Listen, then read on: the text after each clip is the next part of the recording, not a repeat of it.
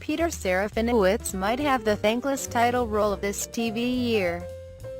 As the Tick's Tick, he's Mod Podged into a bright blue uniform. This isn't one of those fancy, functional, mesh and basketball material super suits. It's a muscle mass sarcophagus, the kind of thing Michael Keaton wore when he couldn't turn his neck or lift his elbow. And the Tick isn't the kind of superhero saga that keeps finding a reason to get the good guy out of his mask. In the 6 episodes Amazon released for review, and in the whole 3-decade history of the character, the Tick is the Tick. And you could argue he's not even the main character on his own show, more on that later. First, let me begin by thanking Serafinowicz profusely. With a booming voice and brazen madman confidence, he turns practically every one of his statements into a Lachlan. "We'll cross that bridge after we've burned it." He might intone, or "I broke a few eggs, but the omelette is huge." The Tick has always been a free-floating goof on superherodom. And there are people who treasure creator Ben Edlund's comic book, the ensuing Fox Kids cartoon, and the short-lived Patrick Warburton-fronted live-action Fox show, but the characters never come to life for me as vividly as he does the moment Serafinowicz walks on screen. The parody is specific, close your eyes and he sounds stunningly like Adam West's Batman, but the madness is sincere. The central twisted joke of this new Tick is that the title hero is simultaneously the most old-fashioned and most demented character on screen. And execution matters a lot for the new Tick series. There's a long history of comedic riffing on superheroes, and a longer history of archetype deconstructing meta-sagas. Edlund was still a teenager in the 80s when he came up with the character. Since then, he's had a fascinating journeyman career on television, doing time in the Whedonverse and New Crypty City. Most recently, he was a writer for Powers and Gotham. Those were 2 attempts at putting a new spin on the superhero saga. Powers was, and Gotham continues to be, bad. But one suspects Edlund learned some lessons from his time in those trenches.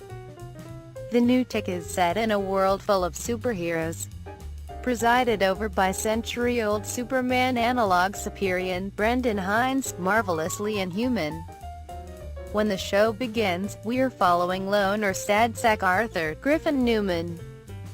Initially, you think Arthur's sad backstory is merely a reference to every sad hero backstory. His father died on the outskirts of a long-ago supervillain fight.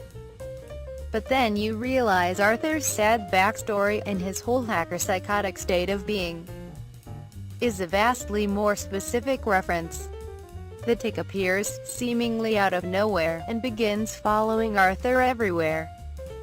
There are many references to his breakdowns, his medication, to the possibility that he's imagining the Tick, if not everything.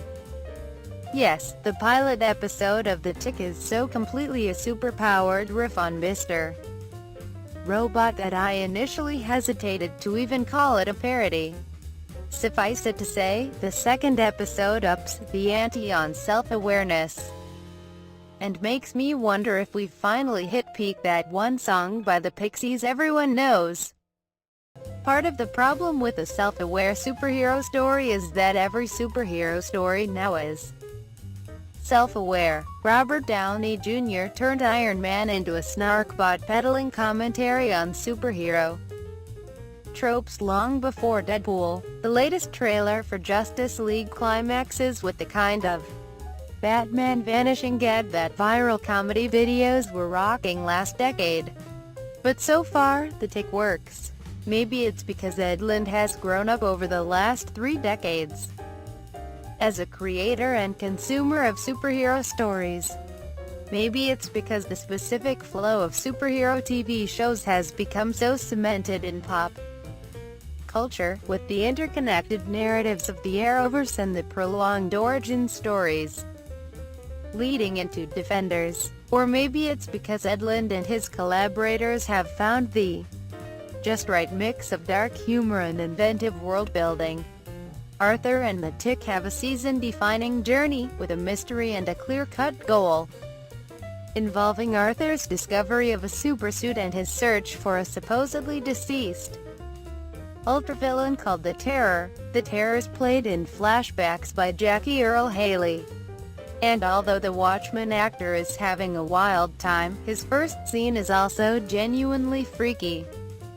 The ensemble swells quickly. There's Overkill, Scott Spicer, a robo-ninja assassin whose every muttering is a goof on all the Deathstroke Y cyborg badasses who proliferated throughout the 90s and seem doomed to proliferate again. There's Ms. Lynn-Jara Martinez, a henchman without a villain to believe in.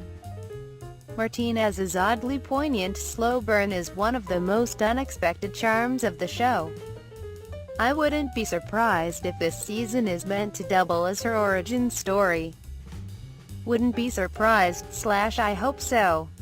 6 episodes and Arthur's journey of self-discovery starts to lose my interest. Some of this might just be typical streaming series lag, and to the show's credit, it spins through some initial mysteries quickly. But although I like Newman's every guy in a Mad World performance, there's some recognizable notes of origin fatigue. Valerie Curry plays Arthur's sister Dot. And while she's not a love interest, the show's not that weird yet. She is yet another loved one asking the hero not to be a hero.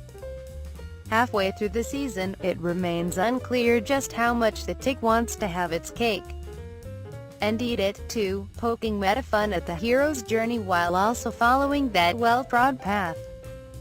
But the gags, the gags. There's a talking superdog peddling a nihilistic self-help book on the morning show circuit. There's a superpower that flavors bad coffee with pumpkin spice.